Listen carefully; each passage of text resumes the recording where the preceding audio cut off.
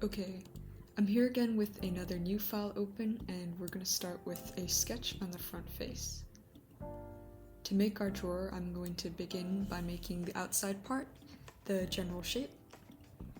So we'll start with a rectangle like this, and you can choose whatever dimensions you want for this one. Since I'm going to have mine standing on my desk, I'm going to make it quite small, so this will be like about palm-sized, maybe a little bit bigger. And once we have this rectangle shape, I'm going to go ahead and fillet all of the corners. And I'm not going to stop using the tool until I have all the corners selected. Radius of 8 should be good. You'll notice some constraints were deleted, but the ones we want with our width and height are still there.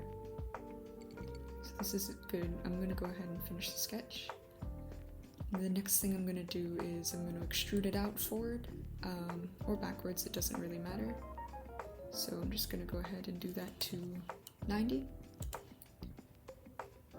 And now we're going to go ahead and use the shell tool. We'll shell the front face, and for today my wall thickness is going to be 3, but you can get away with about 2.5 for it to be still strong but quite thin. And now we have our base shape. What I'm going to go and do next is make the first divider on this bottom face. So I'm going to start a sketch. I just want 2 drawers, so I'm going to cut this in half, but if you want more than that, you could go ahead and space out your lines differently.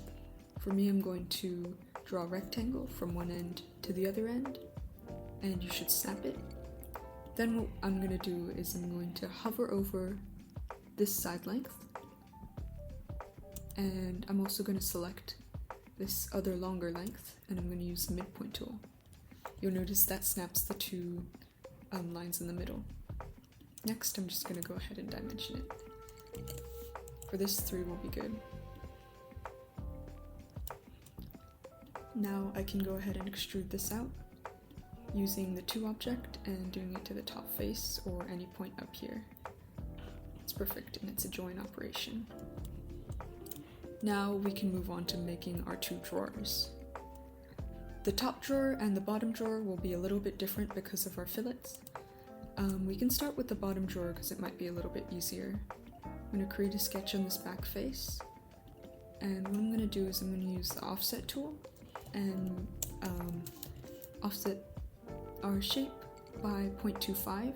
That should give us 0.5 clearance for this drawer, and you'll have to test it out on your printer as well if you're printing this.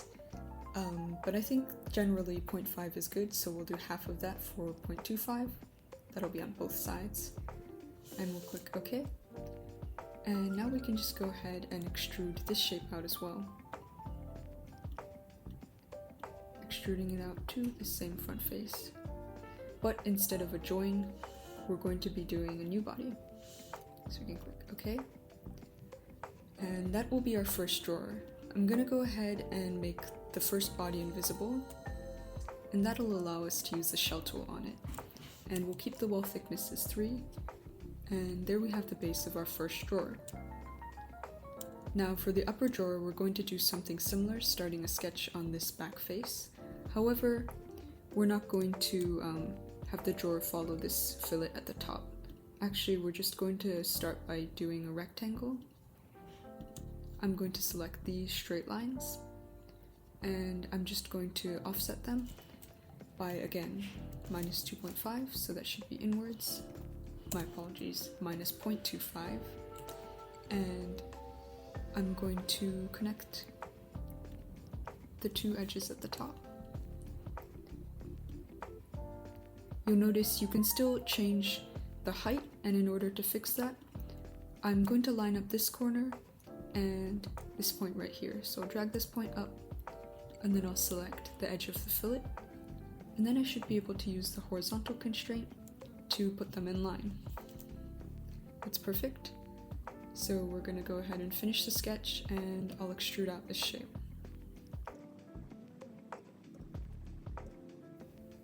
This is also going to be a new body. Once I have this shape, I'm going to do the same thing, toggle off the first body, use the shell tool on the top face with a 3mm wall, and then I'm going to make the first body visible and start a sketch on this front face. I want to have a wall in the front that follows this fillet so it looks like it's all closed. So to do that, I'm going to select these two fillets and project them onto my sketch. That will allow me to offset them properly, so I can select both of these. If it doesn't work when you do it initially, you can also select both of the fillets and then offset them. Let's try. It looks like it's having some trouble selecting both at the same time, so that's okay, we can just do it in 2 steps. But I'm going to offset it by -2.5 again, and do the same thing for this one. 0.25. Now what I want to make sure is, I'll zoom in here, you notice you can still move around this fillet, and I'm going to just try to snap it to this corner that I have, selecting both and doing a coincident. I'll do the same thing on the other side.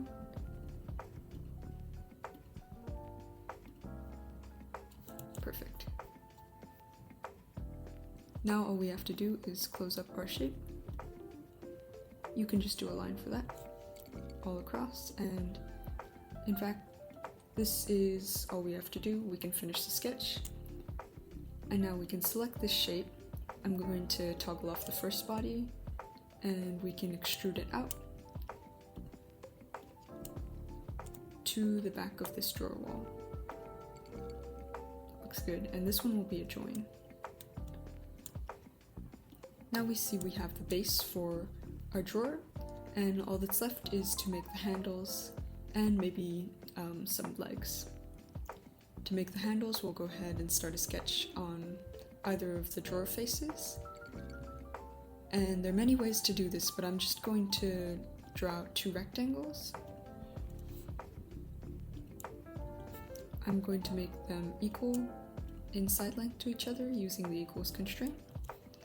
And then I'm going to draw a line from the midpoint of the rectangle to this top edge here, and I'll make that line straight. This can also be a construction line.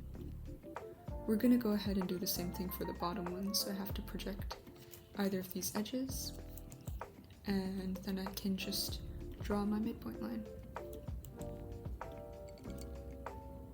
We know it's the midpoint because the triangle midpoint symbol pops up. And we'll want to make these 2 lines equal as well.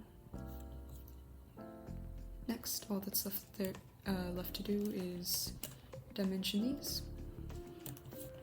You can test out what sizes work best for when you're trying to grip these pieces, but I think this looks quite good. Maybe we can make it a little bit thinner.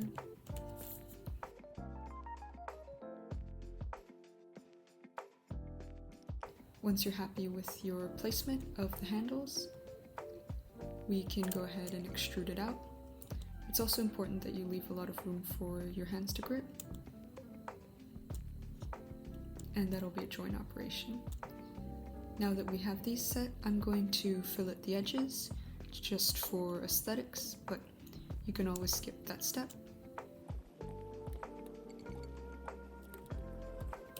That looks good.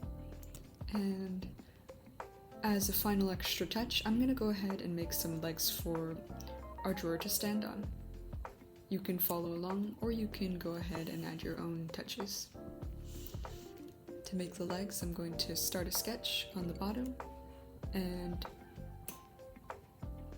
one thing I'm going to do is I'm just going to start and make a circle. I want my leg to start at about 7, but I'm going to have it taper down, so don't worry, this isn't going to be the whole thickness. My leg is going to start from here, but it's going to end a little bit outwards. And now we have a couple options if we want to place this somewhere. Of course, you could make a line from the corner, and you could set the angle. That's not a bad option, like this. So you'll place your line here, and you can dimension this angle, make it 45, so that's not bad. You could also, if you were going to draw out each of these circles for each of the legs, you could select this rectangle and you could do an offset, and then you could place the circles on the corner of your smaller rectangle. But since I'm going to be mirroring out the whole shape, I think we can do it with just a single circle and this 45-degree line. We'll have to, of course, choose the distance. So I'm going to change this one as well. And we'll finish sketch. The next thing I'm going to do is, to make my leg, you could, of course, just extrude this out and you would have a straight leg, but I want mine to be pointed a little bit outwards. So to do that, I'm going to have to create a new construction plane that's a little bit below this, and then I can draw my second circle on there. That'll allow us to use the loft tool to connect those two faces. So let's go ahead and go to the construction section, and I'm going to create an offset plane. I'll select this bottom plane here to offset. It might be a little bit hard to select, but you can get it, and I'm going to put it down 10. Next, we can draw a sketch on this new plane, and I'm just going to draw a circle out to the side, and I'm going to make it in line with my original circle, selecting both and using the horizontal vertical tool. Next, I'm going to put a dimension on the first circle I had, and you'll notice it's a driven dimension. That's okay. And now I'm going to dimension this circle. What I want is for my second circle to be a little bit smaller than the first one so that my legs will taper. And to do that, I'm going to select this driven dimension, and then I'm just going to do that dimension -2. You can, of course, pick how much smaller you want it to be, but I think 2 is fine. And then I'll pick the distance between the two as well. Now you'll see it overlap. I toggled off the first sketch, and now we can make this construction. So if you have trouble making this construction, you might just have to toggle off the first sketch. But that looks pretty good, and now we have a solid circle. So I'm going to finish the sketch, and I'm going to rotate. Now I'm able to use the loft tool, and I'm going to make a loft from this first circle to this second one. That looks perfect, so I'm going to click OK, and now we have our first leg. In order to add our other 3, I'm going to be using the mirror tool on this feature. However, in order to use the mirror tool, I'm going to have a center plane like this and another one this way. So to do that, I'm going to go to Construct, and I'll use the midplane tool. I'm going to select this right edge and this left edge. That'll make one midplane, and I'm going to select the midplane again and do the same thing for the front and the back. With these 2 midplanes, I can now go ahead and mirror my leg. So I'm going to choose the mirror tool, and I want the object type to be features, and I'm going to just click this leg. It'll select the loft.